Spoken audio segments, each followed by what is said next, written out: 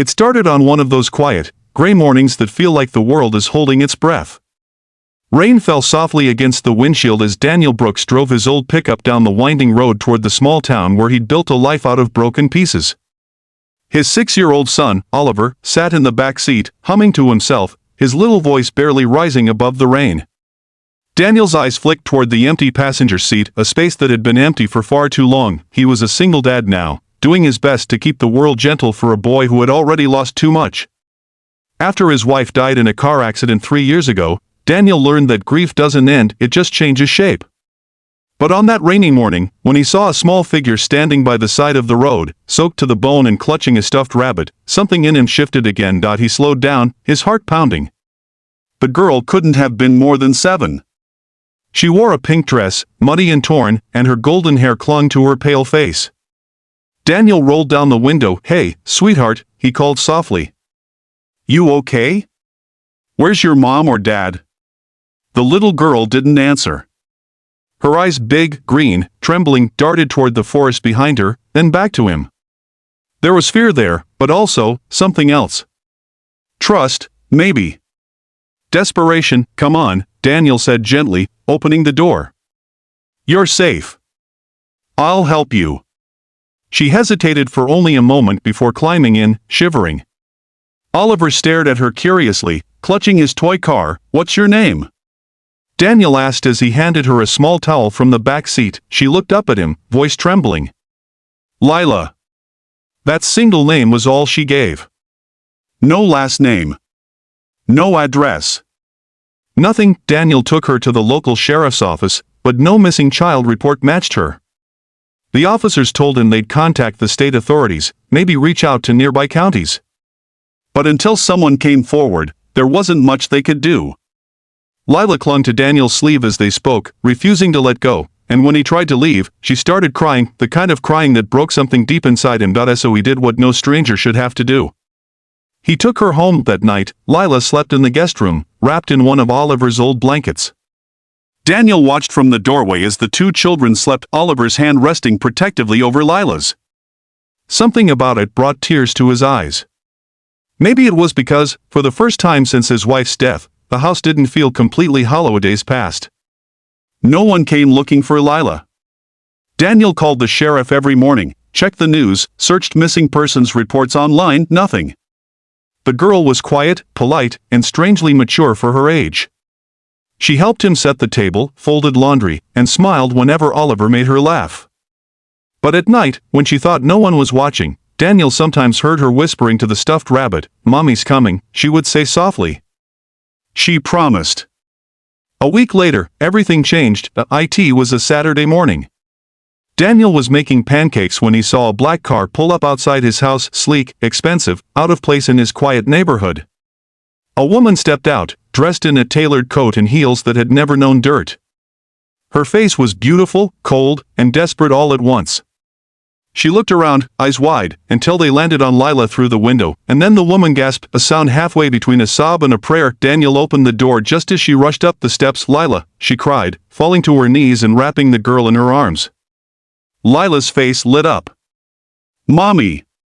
Daniel froze. The woman clung to her daughter like she'd been holding her breath for years. Tears streaked her perfect makeup.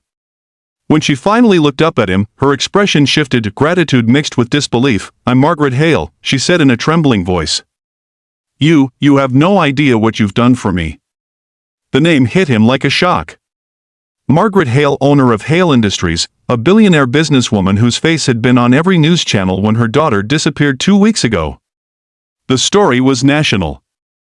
He hadn't connected the dots because the child in the reports looked different, clean, smiling. "Not this frightened version of her," he stammered. I didn't know." She shook her head. "You saved her. That's all that matters." But there was something behind her eyes that didn't match her words. Something secret. And later that night, when the police came to finalize the reports, Daniel couldn't shake the feeling that he hadn't heard the full story. 2 days later, Margaret returned, without cameras, without guards, just her and the faint smell of expensive perfume. She stood at his door, holding a manila envelope. "There's something you should know," she said quietly. "Something about Lila." Daniel frowned, unease twisting in his chest. What do you mean? She hesitated, looking down. She's not my biological daughter. The words landed like thunder. Daniel blinked. What? I adopted her when she was an infant, Margaret said, voice trembling. But, recently, I found out she was switched at birth. Daniel's breath caught. Switched? Margaret nodded, eyes glistening. Her biological parents died in an accident 6 years ago. The hospital covered it up. When I found out, I started searching for the truth, and that's when she disappeared. He felt the room spinning. So, Lila doesn't even know? Margaret shook her head. No. And that's not all. She slid the envelope toward him. There's something else, a DNA test. Lila's biological father, Daniel, stared at her, waiting. Her lips trembled. Is you? The world stopped. He opened the envelope with shaking hands, reading the document through blurry eyes. There it was in black and white, his name, Daniel Brooks, listed as the father. Lila's birth mother was someone he'd once known years ago, before his wife. A short relationship that ended before either of them realized she was pregnant. Tears filled his eyes as the truth sank in. All this time, the strange connection, the way she clung to him, the comfort she found in his presence, it wasn't random. It was blood. Margaret stepped closer.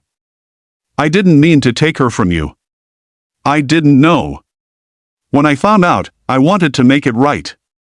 But someone took her before I could. I think they were trying to blackmail me. She must have escaped. Daniel ran a trembling hand through his hair, staring at the floor. She's my daughter, she is, Margaret whispered. And you deserve to have her. But I love her too. She's the only family I have. For days after that, Daniel couldn't sleep. He watched Lila play with Oliver, her laughter filling the house, and his heart broke all over again. How could he take her from the woman who'd raised her, who had loved her in her own way? But how could he let her go now that he knew the truth? Finally, one evening, he sat down with Margaret on the porch. The sky blazed with sunset colors, red, gold, fading into soft violet. She deserves both of us, Daniel said quietly. Not a battle. Not lawyers. Just love. Margaret looked at him for a long time, then nodded through tears. From that day, they rebuilt something new. Lila split her time between the quiet warmth of Daniel's small home and the bright, structured world of Margaret's mansion.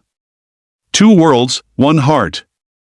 And slowly, a strange kind of family formed, imperfect, complicated, but bound by something stronger than blood or wealth. One night, months later, Daniel watched Lila and Oliver chase fireflies in the backyard, their laughter ringing through the air. Margaret stood beside him, smiling softly. Funny, she said, how life gives back what it takes away. Daniel nodded, his voice low. Yeah. Sometimes it just takes the long way around. And as the stars began to appear, he realized that the pain, the loss, and every twist of fate had led him here, to this moment of peace, of healing, of family. The story of a man who found his daughter on a rainy road, and learned that sometimes, love isn't found by searching, it finds you when you least expect it.